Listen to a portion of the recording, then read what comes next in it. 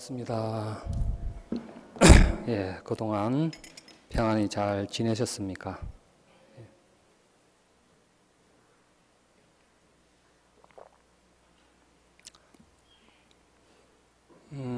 이제 부처님 오신 날을 봉행한 지 일주일이 지났습니다. 열애사 불자님들께서는 이번 부처님 오신 날 행사를 잘 봉행하셨습니까? 저는 제 도반 스님 절에 이제 법문 요청을 받아서 부산에 갔다 왔는데 제 도반 스님 그 절이 근처에 천태종 삼강사가 있습니다. 그래서 그 천태종 삼강사에서 그 지역에 있는 스님들을 부처님 오신 날 전날에 공양청을 해서 저도 도반 스님 따라서 얼떨결에 참석하게 됐습니다. 제가 한 25년 전쯤인가 그때 이제 삼강사를 갔던 것으로 기억하는데 오래돼서 어떻게 생겼는데 기억이 안 나요. 그래서 이번에 한번 가서 좀 자세히 보자라는 생각으로 도반 스님을 따라가서 거기 삼강사 주지 스님도 뵙고 그리고 여러 타종단 스님들과 함께 이제 저녁 공양도 하고 그리고 부처님 오신 날 전화제 연등 점등식 법회에도 참석을 했었는데 그야말로 장관이었습니다.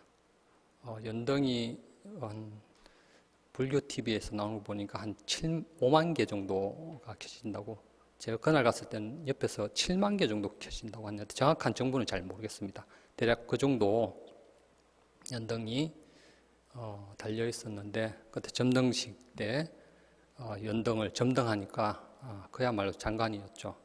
제가 25년 전쯤 이제 통도사 성가대학을 다닐 때 통도사에서는 연등을 한 10,000개 정도 붙었다라고 얘기를 들었는데 비교가 안 되죠. 그래서 우리 조계종과 종파는 다르지만 그 부산 지역에서 포교의 역할을 하는 불교의 중심 역할을 한다라는 생각이 들었습니다. 그래서 열애사도 일산에 불교의 중심 도량으로서 확고하게 자리 잡혀서 많은 불자님들이 오셔서 부처님의 가르침을 실천하는 불자가 많아졌으면 하는 바람입니다. 오늘은 한거 결제일이기도 합니다. 결제라는 것은 조계종단에서 1년에 2번, 여름과 겨울철에 2번 석 달 동안 여러 스님들이 선언과 같은 수행 공간에 모여서 집중적으로 수행 정진하는 기간을 말합니다. 그리고 이런 선언에서 공부하시는 스님들은 아니지만 이런 안거 기간에 또 토굴 같은 데서 개인적으로 또 수행하시는 스님들도 계시고 또는 성가대학이나 동국대학교 등에서 또 경전을 공부하시는 스님들, 유론에서 또 율장을 공부하시는 스님들, 그리고 각 사찰에서 기도 수행하시는 스님들, 그리고 요즘에는 또 남방불교 동남아에 가서 또 공부하시는 스님들도 계시고 또는 미국이나 영국, 일본, 인도 같은 해외 대학에 가서 또 공부하시는 스님들도 계십니다.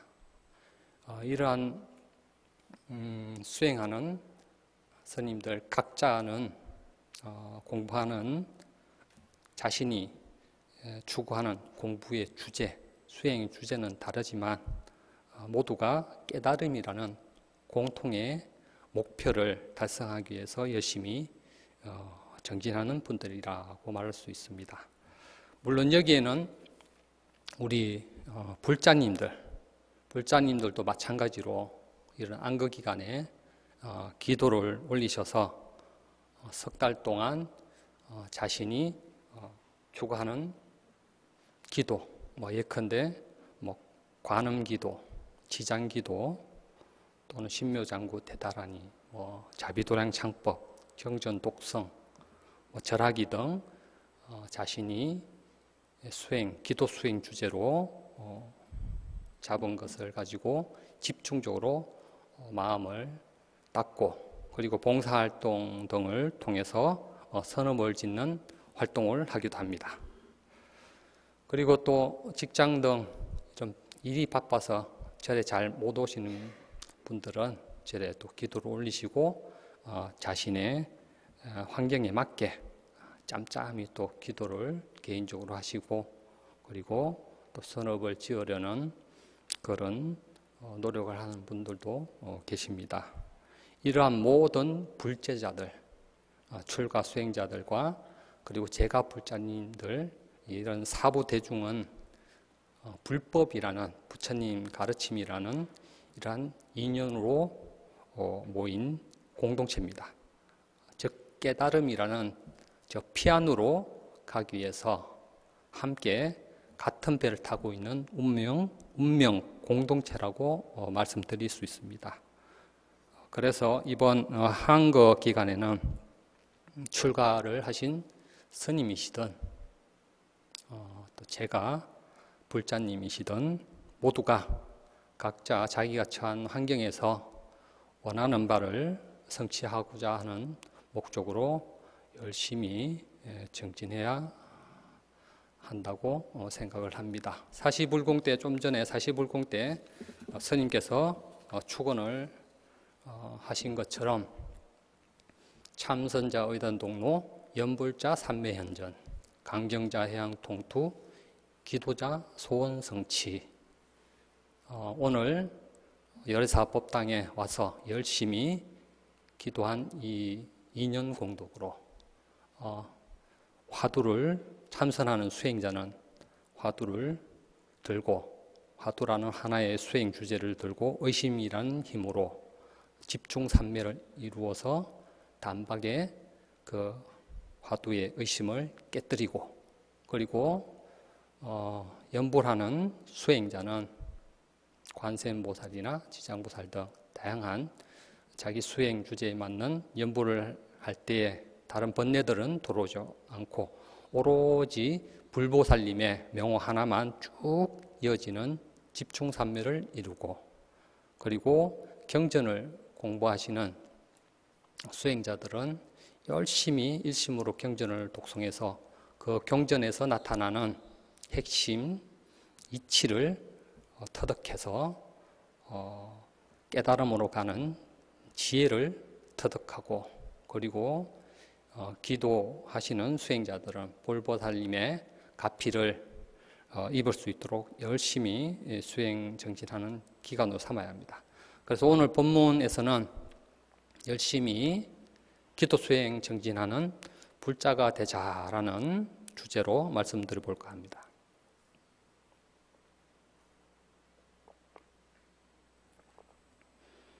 불교에서는 이러한 한거 결제 석 달 동안의 집중 기간에 수행하는 이런 노력이 없으면 무언가 저절로 이루어지는 것은 없다라고 말하는 것이 이제 불교입니다. 불교의 핵심 가르침 중에 하나가 인과법입니다. 원인과 결과. 어떤 결과를 도출하기 위해서는 반드시 그에 상하는 원인이 있어야 된다는 말입니다. 아니 땐 굴뚝에 연기가 날 것인가 라는 속담처럼 어떤 결과에는 원인이 반드시 있어야 한다는 것이 이 세상 이치입니다. 제가 지난 본문에서 비유로서 말씀드린 적이 있는데 부처님께서는 선생님과 같은 역할이고 우리 중생들은 학생들과 같은 역할입니다. 그리고 불교는 부처를 양성하는 유일무이한 진리를 가르치는 학교이고, 그리고 우리 중생들의 목표는 부처의 경지 옳은 자들만이 갈 수 있는 그 대학에 합격하기 위해서 열심히 공부해야 되는 학생과 같습니다. 부처의 경지에 오른 그런 분들만이 갈 수 있는 그 대학에 들어가려면 바늘 구멍보다 더 접디 좁은 그러한 곳을 합격을 해야 되는데 부처가 되고자 하는 다른 수행자들과 경쟁하는 것이 아닌 경쟁 상대는 오로지 내 자신을 이겨야만 합격할 수 있는 것이 불교이다라고 말씀을 드릴 수 있습니다. 그래서 나와 같이 이렇게 수행을 하시는 수행자들은 나와 경쟁 관계가 아니고 나와 서로 도움을 주는 공생의 관계이고 오로지 경쟁자는 나 자신밖에 없다라는 것입니다. 그리고 부처만이 갈 수 있는 그런 그 대학은 정원이 없습니다. 성적이 되면 누구나 갈 수 있어요. 다만 그 성적이 최상위권 0.00001% 만점을 받아야만 갈 수 있다라고 이렇게 말씀을 드릴 수 있습니다. 여기에 이제 평가 항목은 계율을 잘 실천했는지 평가하는 계율학, 그리고 선정 삼매를 올바르게 잘 닦았는지 평가하는 선정학, 그리고 무상과 무아의 이치, 이러한 있는 그대로의 진리를 잘 통찰했는지 평가하는 지혜학, 한마디로 개정의 사막이 평가의 기준이다 이렇게 말씀을 드릴 수가 있습니다. 그런데 이러한 평가의 기준을 잘 부합할 수 있는 것은 전문적으로 수행하기 위해서 출가한 출가자들인데 일반 제가 불자님들께서는 제가 말씀드린 이런 평가 기준에 맞추기가 힘듭니다. 세속에 사시면서 이런 계율을 지키면서 욕망을 절제하고 삼매를 닦는 수행에 전념한다는 것은 쉽지가 않습니다. 세속 생활만으로도 힘이 들죠. 그렇다면 제가 불자님들은 부처님만이 갈 수 있는 그런 대학에 합격하기 위해서 어떠한 방법으로 어떻게 수행을 해야 하겠습니까? 제가 이전 본문에서 말씀을 드린 적이 있는데 복과 지혜를 구족하는 수행을 해야 된다. 복해양족이라고 말씀드린 적이 있습니다. 제가 이번 부처님 오신 날 때 도반스님 절에 가서 거기 계신 불자님들께 복과 지혜를 구족하는 그런 실천을 해야 된다라고 이런 법문을 드렸는데 그 법문을 듣고 너무나 좋아하셨다라는 말씀을 주지스님으로부터 전해 들었습니다. 이 복에 관한 것, 복을 짓는 원인이 되는 업에 관한 선업에 관한 것은 이전 본문에서 제가 초기 경전인 마찌마 니카야의 업에 대한 작은 분석의 경을 통해서 7가지로 분석한 업에 대해서 열애사 불자님들께 그 설법을 한 적이 있습니다. 제가 이제 도반스님절에 가서 그 불자님들께 이런 가르침을, 이런 부처님의 가르침을 말씀드렸더니 이제 좋아하신 것은 우리 중생들의 삶에서 반드시 필요한 정보죠. 필요한 정보를 제가 적응해 드리니까 아마 좋아하셨던 것 같습니다. 그래서 오늘 여사 불자님께도 지난 본문에서 말씀을 드렸지만 다시 한번 상기하시라는 차원에서 간략하게 언급을 드리면서 기도 수행에 초점에 맞춰서 말씀드리도록 하겠습니다. 복이라는 것은 우리 중생들의 삶에서 절대적인 비중을 차지합니다. 복의 조건이 되는 이 선업을 짓는 것은 수행과도 밀접한 관련이 있고 또 수행에 큰 영향을 미치기 때문에 다시 한번 말씀을 드리는 겁니다. 그 업에 대한 작은 분석의 경을 요약해서 말씀드리면 해서는 안 될 행동이 살생하지 마라. 그리고 다른 살아있는 생명을 해치거나 폭력을 행사하지 마라. 그리고 썩내거나 또 미움을 가지고 불만을 가지고 상대에게 대하지 마라. 그리고 상대방에게 어떤 질투를 가지고 악의를 가지고 상대방이 잘 되는 것에 대해서 시기 질투하지 마라.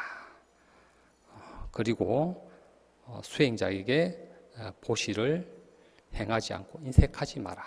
상대방에게 완고하고 오만한 태도로 대하지 마라. 7번째, 수행자에게 질문하지 않는 것. 진리를 배우지 않는 것은 해서는 안 될 행동이다라는 것입니다. 그리고 반대로 그는 마땅히 실천해야 될 행동은 살아있는 생명에 대해서 자비심과 연민심을 가져라. 그리고 상대방에게 친절하고 따뜻한 마음으로 대해라. 그리고 상대방을 존중하고 공경하고 잘되면 축하해 주어라. 그리고 수행자에게 보시를 행하라.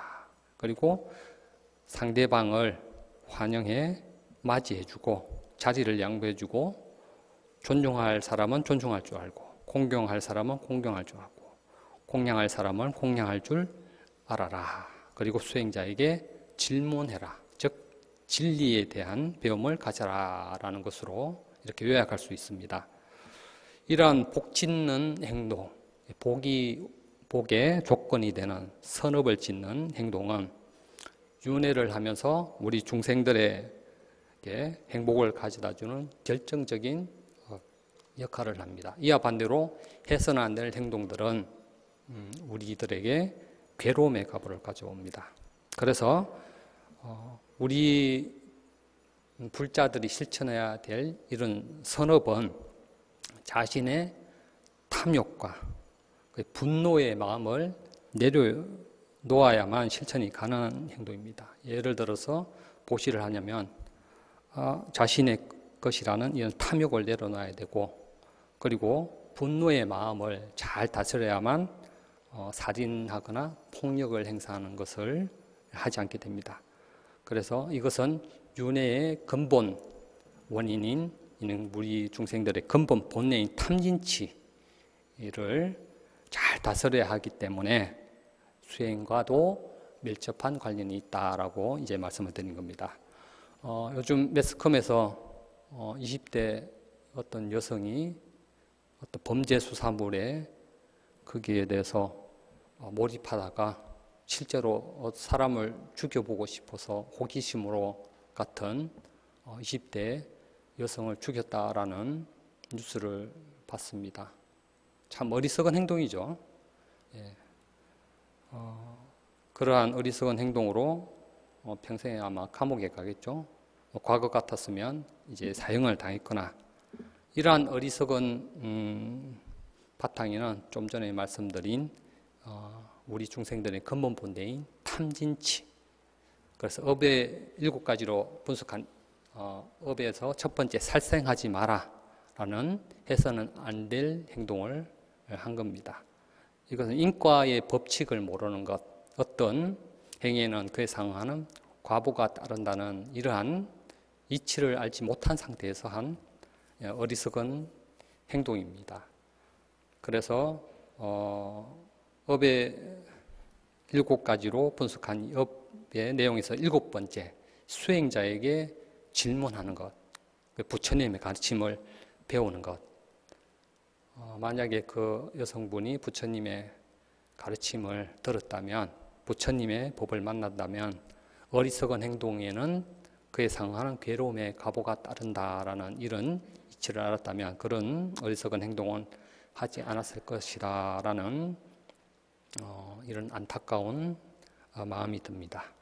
그래서 부처님께서는 업을 분석함에 있어서 수행자에게 질문함으로써 지혜가 생기고 그리고 수행자에게 질문하지 않아서 즉 진리를 배우지 않으면 진리에 대한 가르침을 배우지 않으면 우둔해진다라는 것이 이번 20대 그 젊은 여성의 행동에서 우둔하고 어리석은 행동에서 그대로 보여지고 있다라고 말씀드릴 수 있습니다. 그래서 우리가 중생의 삶을 살아가면서 이러한 부처님의 가르침을 배운다는 것이 얼마나 소중하고 중요한지를 한번 생각해 보게 합니다. 그래서 우리 불자님들이 닦아야 할 복과 지혜, 복의 원인이 되는 선업을 짓는 행동은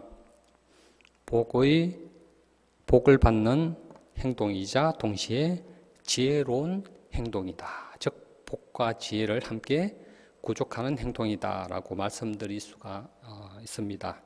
앞서 말씀드렸지만 7가지로 분석한 이런 업은 자신이 가지고 있는 욕심과 어떤 정오, 이런 중생이 가지고 있는 탐진치의 근본 본래를 잘 다스려야만 할 수 있는, 실천할 수 있는 행동이고, 그리고 이런 탐진치를 잘 다스릴 수 있도록 해주는 가르침이 7번째의 수행자에게 질문하는 것.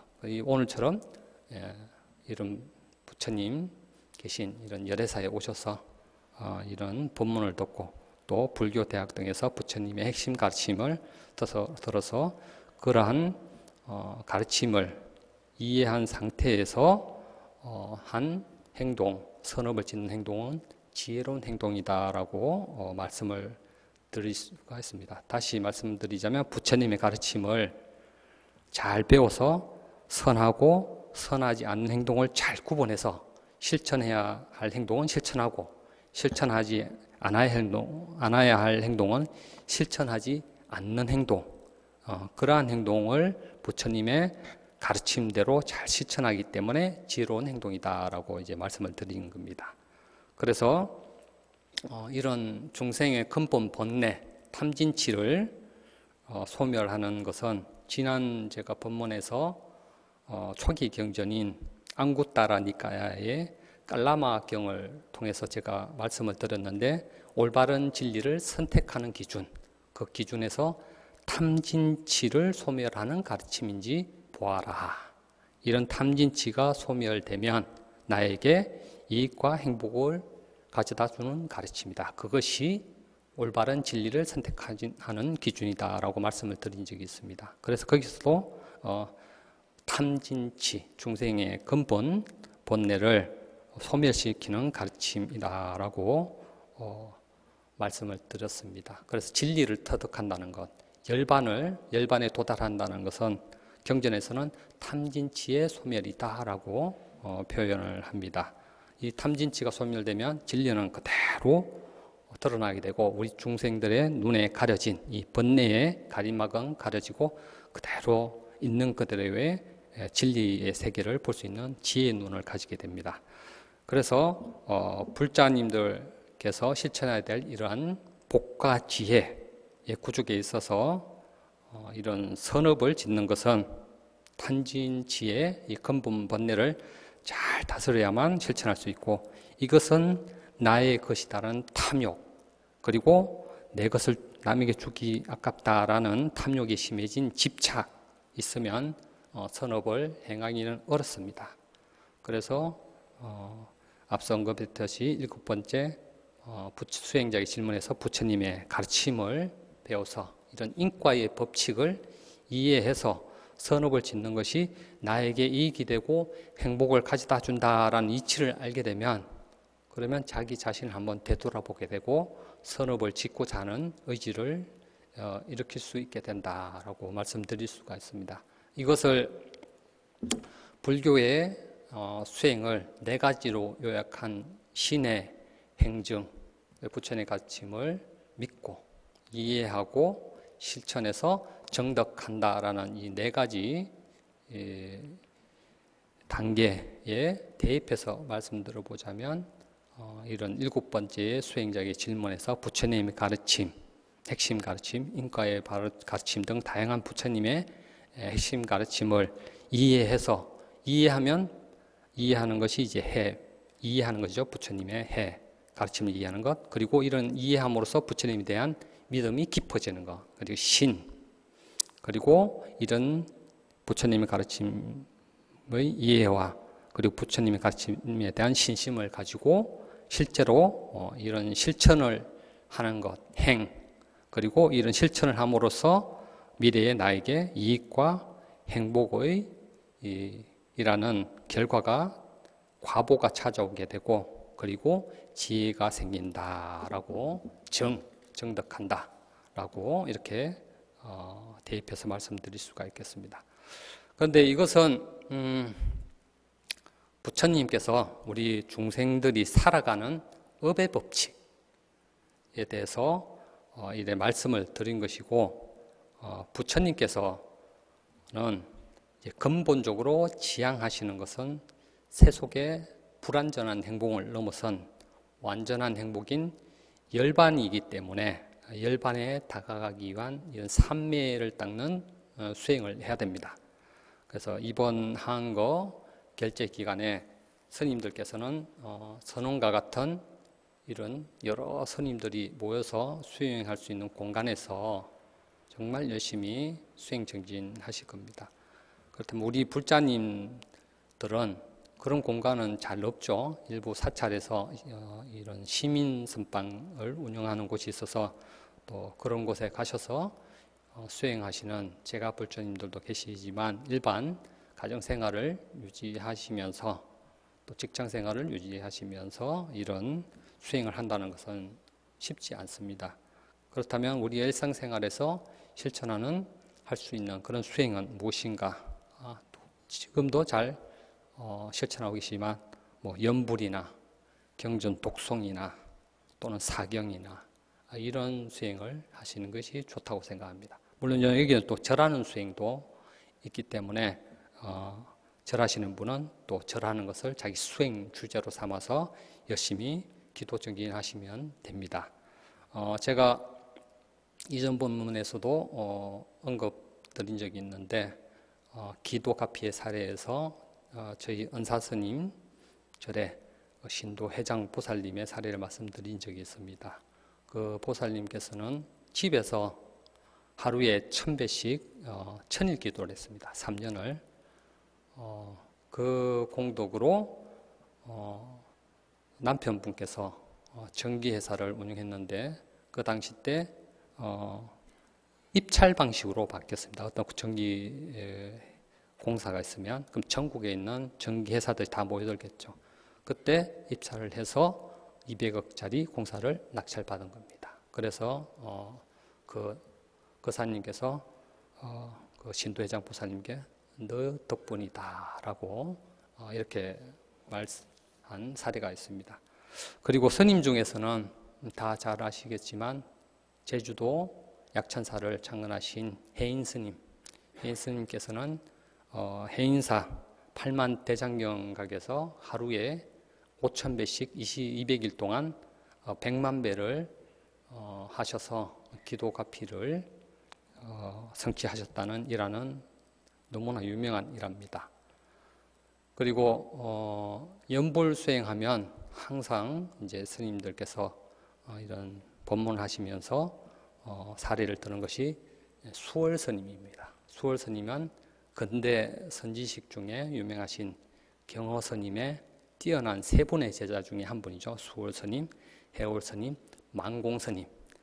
그런데 이 수월 스님은 신묘장구 대단하니로 수행한 것으로 유명합니다. 수월 스님에 대한 일화는 김진태 검사님이 쓰신 달을 듣는 강물이라는 책이 있습니다. 또 궁금하신 분은 그 책을 보시면 좋을 것 같습니다. 수월 스님은 머리가 그렇게 좋은 분이 아니셨습니다. 글도 잘 몰랐고 그리고 경전을 가르쳐도 이해를 잘 못했다고 합니다. 그런데 어떤 스님께서 신묘장구를 이렇게 외우고 다니고 그걸 한 번만에 외웠다고 합니다. 아마 전생에도 그런 수행을 하셨던 것 같아요. 그래서 절에서 사시 불공 때 이제 스님 기도하시면 그 중간에 이제 사시 맞이가 들어오죠. 공양이 올라와야 되는데 안 올라오는 거예요. 그래서 기도 스님이 그 공양간에 가서 딱 보니까 수월 스님이 신묘장구를 계속 외우면서 계속 아궁이 불을 넣더라는 거예요. 밥은 새까맣게 타고 솥은 벌겋게 달아가지고 막 터질 것 같이 되고 있는데도 그런 것 관계없이 계속 그 산매에 빠져가지고 그래서 그 기도스님께서 방을 하나 내주면서 네 마음대로 실컷 한번 천수대비주를 한번 수행해봐라 하니까 예, 감사하다고 하면서 방에 무슨 커튼 같은 걸로 딱 가려가지고 일주일 동안 밤낮으로 딱 했는데 일주일 지난 그 시점에 문을 박차고 나오면서 스님 잠을 쫓았습니다 라고 하는 거예요. 어이구, 죄송합니다. 수월스님께서 이런 신묘장구 대단한 일을 수행해서 이런 잠이 없어지는 그런 능력을 얻으신 거예요. 뭐 보진 않았지만 평생을 지금 잠을 안 자셨다는 거죠. 그리고 하나는 불망염지를 얻었다고 합니다. 글을 잘 모르셨다고 했잖아요. 이런 기도할 때 추운 카드를 이렇게 되는 거 싹 다 외웠다가 그거. 그리고 또 하나는 아픈 사람의 병을 단박에 고치는 그런 어떤 능력이 생겼고, 그리고 천장암이라는 그 암장에 머무르실 때는 마을 사람들이 천장에 불 났다고 다 갔는데 불은 안 났고 수월스님에게서 방광하셨다는 그런 일화가 유명합니다. 그래서 이런 다양한 기도 수행을 통해서 다양한 또 이런 기도 가피 사례는 아주 많습니다. 요즘에는 또 불교 TV에서 스님들께서 이러한 사례들을 많이 말씀해 주시죠. 그리고 일타 스님이나 우룡 스님 등 어른 스님들께서 내신 이 기도에 관한 책들에는 기도법이나 또 이런 기도 카페 사례들을 많이 접할 수가 있기 때문에 또 그런 책을 사셔서 보시는 것도 좋을 것 같습니다. 그래서 우리 불자님들께서는 이러한 연불 또는 다라니 같은 주력생 등 경전 독송, 사경, 절하기 등 일상생활에서 쉽게 실천할 수 있는 수행입니다. 그런데 쉽다고 하더라도 자신이 하고자 하는 의지가 없으면 아무런 의미가 없다라는 겁니다. 제가 앞서 말씀드린 이러한 다양한 수행과 기도 또 가피 이런 사례에서 공통적으로 등장하는 것이 그분들은 하나의 기도 수행 주제를 매일 간절하게 했다는 겁니다.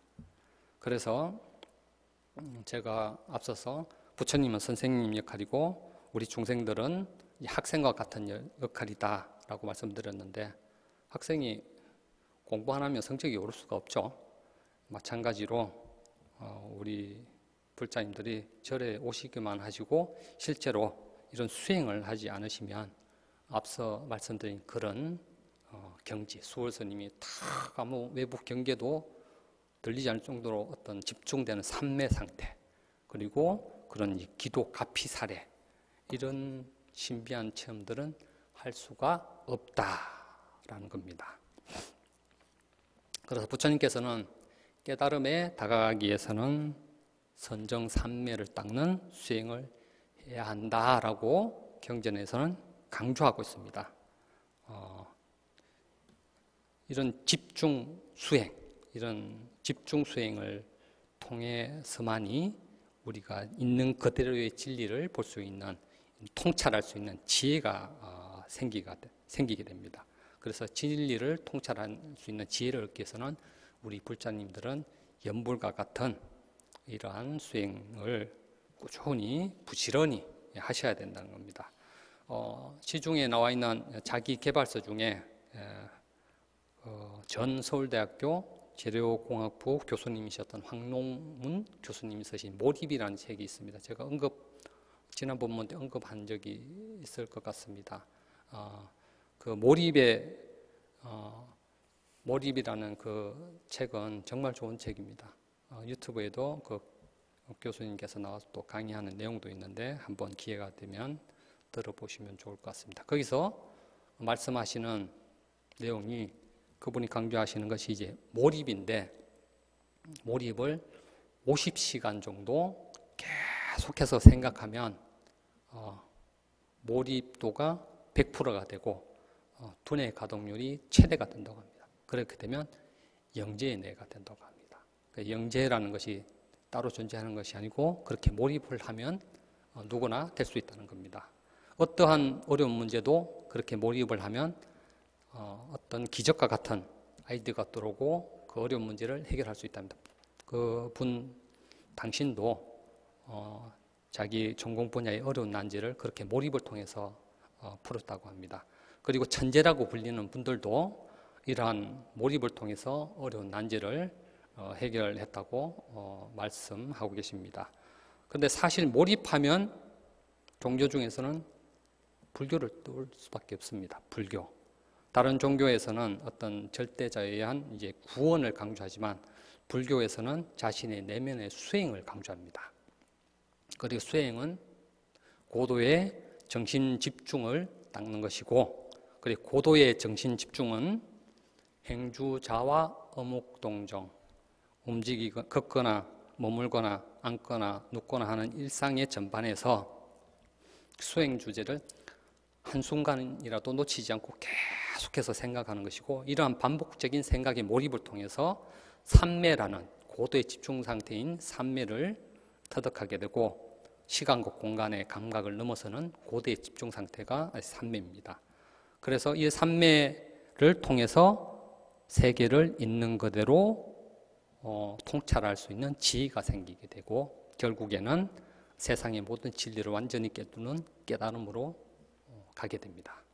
그래서 이 몰입의 저자는 하나의 어떤 생각을 계속 하게 되면 이 어려운 난제에 대한 창의적인 새로운 아이디어가 떠올라서 그 문제를 해결할 수 있다고 말씀을 하시는데, 이것을 선불교에 대입해 보면 어려운 난제를 불교에서는 선불교에서 화두로 할 수 있겠죠. 예컨대 시신마 화두, 이 모신고라고 하는 것은 이 몸을 끌고 다니는 이놈은 모신고라는 이런 화두인데, 이것이 이제 풀려야만 깨달음에 다가갈 수 있는데, 이것이 풀리지 않은 난제라고 비유할 수 있고, 그걸 계속 몰입한다는 것은 이 화두, 이 몸을 끌고 다니는 이놈은 모신고라는 계속 의심을 하면서 동정이려 몽중이려 오매이려, 자나 깨나 일상생활 24시간 꿈속에서도 깊은 잠 속에서도 그런 한결같이 화두에 몰입하려고 하는 것이 지금 선원에서 수행하시는 스님들입니다. 그래서 이것이 계속 몰입하는 상태이고, 이런 몰입 상태를 통해서 새로운 아이디어와 같은 창의적인 아이디어를 통해서 어려운 문제를 난제를 해결한다. 이것은 마음속에 모든 번뇌들이 다 사라지고 오로지 시신마, 이 모신고라는 화두만이 계속 또렷하게 되면서 삼매의 상태를 이루면서 의심이 단박에 끊어지고 깨달음이라는 새로운 창의적인 마음 상태가 일어나게 되면 해결할 수 없는 어려운 난제, 불교에서 근원적으로 해결할 수 없는 생로병사와 같은 이러한 중생들의 괴로움이 해결된다라고 이렇게 대입해서 말씀을 드릴 수 있을 것 같습니다. 그래서 그 몰입을 저술하신 그분께서는 그분께서 말씀하신 이런 내용은 세속적인 이런 공부나 연구, 인간의 삶에서 영역에서 자신을 한 단계 더 성숙할 발전시킬 수 있는 그런 수단으로서의 어떤 이제 몰입의 효과를 말씀하시는데, 불교에서 몰입이라는 것은 인간의 영역을 넘어서는 차원이 다른 단계로 성장시켜주는 수단으로서 삼매라는 몰입의 효과를 말해줍니다. 이런 불교에서 말하는 이제 선정 상태에 대한 몰입은 초기 불교에서 이런 이제 수행 단계를 체계적으로 잘 설명을 해줍니다. 삼매 상태는 순간 삼매, 근접 삼매, 본 삼매라는 세 가지 삼매 상태로 나누고, 그리고 단계를 구차재정이라는 9단계로 나눕니다. 순간 삼매는 말대로 또 다른 말은 찰나 삼매라고 하는데, 순간적으로 일시적으로 이런 집중 상태에 드는 것이고, 또 그리고 근접 삼매는 이제 본 삼매에 들어가기 전에 모든 번뇌가 사라지고 하나의 상태로 이제 수행 주제로 집중하는 상태고, 본 삼매 말 그대로 어떤 그런 모든 번뇌가 사라지고 초기 이런 수행에서는 이제 니미따라는 어떤 빛으로 보이는 그런 현상을 계속 유지하는 상태가 또 본삼매라고 합니다. 그렇게 되면 시간과 공간의 이 마치 정지되는 것처럼 느낀다고 합니다. 이런 선정 상태의 5번째 단계인 공무벼 처정이라는 선정 상태에 들면은 외부에서 누가 깨워도 깨울 수 없는 단계가 된다고 합니다. 쉽게 말해서 이런 소리, 제가 이렇게 말씀드린 마이크 소리나 주변의 차 소리 이런 것이 완전 경계가 끊어져서 그런 소리가 들어오지 않는다는 거죠. 그런 경지가 된다는 겁니다. 이런 말씀을 드리니까 조금 이해가 되죠. 삼매 상태라는 것이. 그래서 이런 수월스님께서도 이제 막 아궁이에 부르면서 뭐 불타는 것도 모를 정도로 그런 신묘장구에 빠져 있는 것도 아마 깊은 삼매 상태에 도달했던 것으로 보입니다. 그래서 불교에서의 이런 몰입 상태, 선정 상태는 사실 일반인들이 절대 경험할 수 없는 그런 상태입니다. 다만 우리 불자님들이 제가 이렇게 연보를 하고 뭐 이렇게 수행하라고 해서 단번에 그렇게 들어갈 수는 없습니다. 그렇지만 우리가 사람으로 태어나서 그리고 불법을 만나서 이렇게 지금 이 생에서 자신의 정신 수준을 한 단계 높여놓지 않으면 부처님의 진리에 다가가기 어렵습니다. 그렇기 때문에 사람 몸 받기 어렵고 불법을 만나기 어렵다고 했지 않습니까? 그래서 이런 한국 기간에 열심히 한번 정진해 보시라고 권유를 드립니다. 제 가족 중에서 제 조카가 정신적으로 문제가 좀 있어서 정신과에 가서 약을 먹고 하는데도 어떨 때는 효과가 있다가 또 어떨 때는 효과가 없어서 그 부모님이 어려움을 겪는데, 그래서 제가 이제 기도를 하라고 했습니다. 직장에 안 나온다고 하니까 제가 하루 종일 100일 하라고 했어요. 그러다가 이게 좀 부담이 될까 해서 다시 전화해서 아침 저녁이나 이런 시간을 정해서 하고 그 외에는 그 외 정해진 시간이 아닌 때는 이런 이제 자유롭게 하라. 광명진을 한다고 하더라고요. 그래서 누가 이제 아픈 사람을 그걸 하면 좋다고 해서 그 수행 주제는 아무거나 해도 관계없다고 말씀을 드렸어요. 그런데 그것도 좀 부담될 것 같아. 다시 전화해서 아침, 저녁이나 정해진 시간에 하라고 이제 말씀을 드렸거든요. 그러니까 본인이 이제 염주를 돌리면서 한 100번인가 이제 108염주를 10번인가 돌리니까 한 1시간 반 정도 걸린다고. 그래서 본인에 맞게 하라고 이제 말씀을 드렸는데, 저도 제 경험을 생각해 보면 제가 통도사 성가대학을 졸업하고 본격적으로 수행할 때 도반선인가 이제 토굴에 수행했는데 24시간 수행이 주어지니까 두렵더라고요. 이게 24시간 내가 이끌어갈 수 있을까라는 두려움이 생겨요. 그런데 석 달 동안 열심히 하고 나니까 그런 두려움이 싹 사라지고 어디 가든지 24시간 수행 이끌어갈 수 있겠다라는 생각이 들었습니다. 그래서 수행도 자신의 근기에 맞춰서 차근차근 발전시켜 나가는 것도 중요한 것 같습니다. 이전에 제가 말씀드린 적이 있는데, 티벳에서 어떤 스님이 스승의 가르침에 따라 수행하는데 스승님 어떻게 수행할 거야 하니까 1시간 정도 앉아서 수행해라 라고 하니까 1시간 동안 앉아서 수행하고 나머지 시간 남으니까 좀 더 한 거예요. 그리고 또 그 이후에 뭐 2시간, 3시간 하니까 하고 나서 또 나머지 하다 보니까 어느새 하루 종일 수행을 하고 있더라라는 겁니다.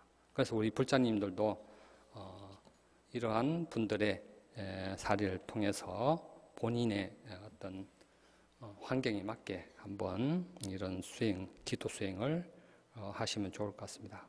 그래서 이런 몰입을 쓰신 그 저자분께서는 몰입을 하는 것이 본인이 몰이가 좋은 사람들만 할 수 있는 건가 해서 조사를 해봤답니다. 자기 제자들한테도 해보고 그 천재라고 불리는 사람들에게 분들은 어떻게 공부를 했는지 해보니까 누구나 다 가능하더라 라는 겁니다. 머리에 관계없이. 몰입을 잘하는 핵심은 예를 들어서 중고등학교 때 어려운 수학 문제를 풀면은 해설지를 안 보고 스스로 며칠 또는 몇 달이 걸려서 이것을 스스로 푸는 해결하는 능력을 계속 기른 사람들이 이런 몰입을 잘하고 어떤 사회생활, 회사에 들어가서 그런 능력이 뛰어나더라는 겁니다. 그런데 그걸 보니까 어떤 머리가 좋은 뭐 서울대학교 교수님 하셨으니까 그 학생들에서도 차이가 난다는 거예요. 그러니까 이런 식으로 쓸 때 공부를 한 사람은 어떤 이제 연구 주제를 주면 너무나 잘하고 그냥 수동적으로 했던 사람은 잘 못하는 거예요. 불교 수행도 마찬가지입니다. 불교 수행에서 부처님께서는 누구나 수행하면 부처가 될 수 있다라고 말씀을 하십니다. 이전 본문에서도 제가 말씀드린 적이 있는데 주리 반특가라는 비구가 있습니다. 빨리어 경전에는 쫄라 반타까라고 하는데 한마디로 바보였습니다. 바보. 한 문장도 못 외우는 거예요. 어떤 한 문장도 못 외워서 그 정도로 이제 바보였는데 뭐 본생담에 보면 그렇게 된 과보가 전생에 가섭 부처님 시대에 어떤 똑똑했는데 어떤 비구가 부처님께서 말씀하신 이제 어떤 그런 경전의 구절도 잘 못 외우니까 그때 막 비웃었다는 거죠. 그런 조롱했던 과보로 이렇게 됐다라고 나옵니다. 이와 반대로 제가 말씀드린 적이 있는데 부처님이 시봉했던 경전을 다 외우고 있던 부처님 말씀 다 외우고 있던 안한존자는 과거에 부처님 서가모니 부처님께서 공부할 때 도움을 줬던 과보로 이런 한 번 들으면 다 외우는 이런 과보를 받았다고 하죠. 그래서 제가 앞서서 7가지로 분석한 업이라는 것이 수행에도 큰 영향을 미친다는 것이 이런 사례가 잘 증명해 준다라고 말씀드릴 수 있습니다. 그래서 주리반타가는 형의 권유로 출가를 하게 된 형은 똑똑했어요. 부처님 가르침도 잘 이해하고 그래서 출가를 하게 됐는데 뭐 이런 부처님 가르침도 제대로 하나도 못 외우고 이러니까 부끄러워서 동생을 내쫓아 보냈어요. 그래서 슬퍼하고 있는데 그때 부처님께서 주리반타가의 머리를 만지면서 걱정하지 말라고 너는 이런 거 가르침 대해서 이런 거 외우지 않아도 되고 내가 시키는 대로만 해라 해서 주리반타가에게 먼지 닦기라고 말하면서 하얀 천을 하나 주시면서 계속 만지라는 거예요. 그래서 먼지 닦기 하면서 계속 하고 있는데 어느새 보니까 하얀 천이 손때가 모두 시커멓게 변했다는 거예요. 그 순간에 바로 무상의 법칙을 딱 깨닫고 육신통을 부족한 아란이 됐다는 거죠. 그래서 그 이후에 또 비구니 스님들 계신 데 가서 법문하는데 자신이 유일하게 외우고 있던 이제 개송을 하나 외우니까 막 비웃은 거죠. 그런 어린애도 아는 거 아니냐고 하니까 공중으로 붕 떠올라서 여러 가지 신통을 보여주니까 깜짝 놀랐겠죠. 그러면서 주리반타가가 그 비구니 스님들에게 여러분 부처님의 가르침을 들었으면 아무리 쉽고 간단하더라도 반드시 한 마음으로 게으름 없이 실천해야 합니다 라고 가르침을 주었다는 거죠. 그래 어떻습니까? 여래사 불자님들도 어떻게 기도 수행을 해야 한다는 마음이 들지 않습니까? 그래서 불교의 수행은 수월 스님의 사례나 또는 이런 주리 반특가의 사례에서 또 알 수 있듯이 머리가 똑똑한 것과 관계가 없습니다. 그래서 주리 반특가라는 거의 바보에 가까운 이런 존재는 우리들에게 누구나 깨달음을 얻을 수 있다라는 것을 보여주기 위해서 등장한 존재인 것 같습니다. 아이고 나는 스님도 아닌데 나는 나이도 많고 아는 것도 없고 그런데 라는 핑계는 핑계가 되지 않는다는 겁니다. 누구나 다 할 수 있다는 거죠. 그래서 주리 반특가가 여러분 부처님의 가르침을 들었으면 아무리 쉽고 간단하더라도 반드시 한 마음으로 게으름 없이 실천해야 됩니다 라는 가르침처럼 부처님의 가르침을 깊이 믿고 게으름 없이 실천한 것이 중요합니다. 관세음보살, 지장보살 이렇게 연보를 하는 것은 주리반특가가 먼지 닦기 하는 것처럼 굉장히 쉽습니다. 그렇죠? 단순합니다. 그래서 몰입이라는 그 책을 저술하신 교수님에서 말씀하신 그런 몰입은 세속의 삶에서 나를 한 단계 더 발전시켜주는 가르침이라면 불교에서의 이런 몰입은 나의 정신세계를 세속에서 출세관적으로 변화시켜주고 중생에서 부처의 경지로 발전시켜주는 가르침이다. 이렇게 말씀드릴 수가 있습니다. 그래서 오늘 법회에 참석하신 열애사 불자님들께서는 이러한 수행 사례들을 통해서 연불과 같은 그런 수행을 통해서 기도 수행의 몰입을 통해서 중생에서 부처로 나아갈 수 있다는 그런 믿음으로 매일매일 부지런히 수행 정진하는 불자가 되시라는 말씀을 끝으로 오늘 본문을 마치겠습니다. 성불하십시오.